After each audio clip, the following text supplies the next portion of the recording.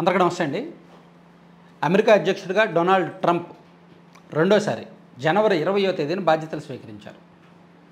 అప్పటి నుంచి ఇప్పటి వరకు దాదాపుగా 2 నెలలు దాటింది కదా, ఒక్క పాజిటివ్ నిర్ణయం కూడా లేదు. పోనీ ఓకే, అతను అగ్రరాజ్యానికి అధిపతి కాబట్టి ఆయన ప్రపంచ దేశాలను శాసించాలని, వ్యవస్థలను శాసించాలని అనుకోవచ్చు. కానీ అది ఆ దేశానికి కూడా ముప్పు తీసుకొస్తుంది. ఆ దేశంలో ప్రజలకు ముప్పు తీసుకొస్తుంది. ఈవెన్ అతనికి కూడా ముప్పు తీసుకొస్తుంది. అతను తీసుకుంటున్న నిర్ణయాలు ప్రపంచ దేశాలను హర్షించట్లేదు. ఈవెన్ ఆ దేశంలో ఉన్న ప్రజలు కూడా హర్షించడం లేదు.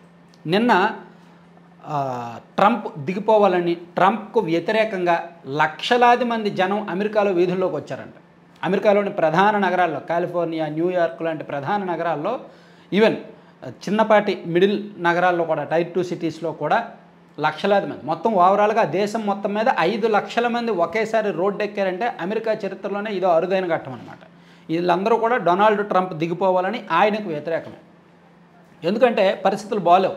ఇప్పుడు దిగుమతి సుంకం పెంచడం వలన అమెరికాలో కూడా ఉత్పత్తులకు రేట్లు పెరుగుతాయిగా.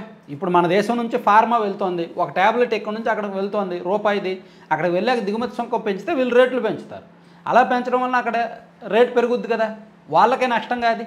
అలాగే ఇక్కడ నుంచి రొయ్య, ఇక్కడ వాళ్ళు నష్టపోతున్నారు, వీళ్ళు నష్టపోతున్నారు. ఇక్కడ రొయ్య మన దేశం నుంచి వియత్నాము, చైనా ప్లస్ మలేషియా లాంటి దేశాలకు వెళ్ళి అక్కడ ప్రాసెస్ అయ్యి అక్కడ నుంచి అమెరికాకు పంపిస్తారంట వాళ్ళు ప్రాసెస్ చేసి, ప్లస్ కొంతమంది నేరుగానే అమెరికాకు పంపిస్తారు.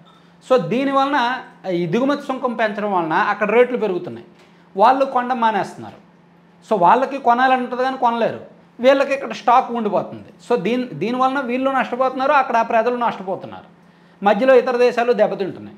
ఇలా వాణిజ్యపరమైన అంటే ఈ ట్రాన్సాక్షన్స్ అన్నీ కూడా, ట్రేడింగ్కి సంబంధించి ట్రాన్సాక్షన్స్ అన్నీ దెబ్బతింటున్నాయి, అతలాకుతలం అయిపోతున్నాయి. ఈ ప్రభావం గత 2 నెలల నుంచి కూడా జరుగుతూనే ఉంది. అంతెందుకు స్టాక్ మార్కెట్లు అండి, ఈ 2 నెలల్లో డొనాల్డ్ ట్రంప్ అధ్యక్షుడైన తర్వాత మొత్తం మీద 45 లక్షల కోట్లు నష్టపోయారంట. ఎంత ఆశ్చర్యకరం చూడండి. ఓన్లీ భారతదేశ ఇన్వెస్టర్లు, మన దేశంలో సుమారుగా 45.57 లక్షల కోట్ల మార్కెట్ క్యాపిటలైజేషన్ కరిగిపోయినట్టు గణాంకాలు చెప్తున్నాయి. జనవరి 20వ తేదీ నాటికి మన దేశంలో 4,31,59,726 కోట్ల మార్కెట్ క్యాపిటలైజేషన్ ఉంది. ప్రస్తుతం అది కాస్త నేడు 3,86,1,961 కోట్లకు తగ్గింది. అంటే సుమారుగా 45.57 కోట్లు లక్షల కోట్లు ఇన్వెస్ట్మెంట్ తగ్గిందనమాట. సంపద కరిగిపోయింది. అలాగే ఈరోజు ఉదయం కూడా ఇంకా భారీగా పతనమైంది. సోమవారం ఒక్కరోజే సుమారుగా 20.16 లక్షల కోట్ల సంపద కరిగిపోయినట్టుగా చెప్తున్నారు. ఈవెన్ ఇది ఒక్కటే కాదు, కేవలం ఇండియన్ ఇన్వెస్టర్సే కాదు, అమెరికాలో కూడా మార్కెట్లు కుదేలవుతున్నాయి, ప్రపంచ దేశాలన్నింటిలో కూడా మార్కెట్లు కుదేలవుతున్నాయి. సో ప్రపంచవ్యాప్తంగా కుబేరులుగా ఉన్న ఎలాన్ మస్క్ సంపద $130 బిలియన్ తగ్గింది. అలాగే జెఫ్ బెజోస్ సంపద $45.2 బిలియన్ తగ్గింది. అలాగే జుకర్బర్గ్ సంపద $28.1 బిలియన్ తగ్గింది.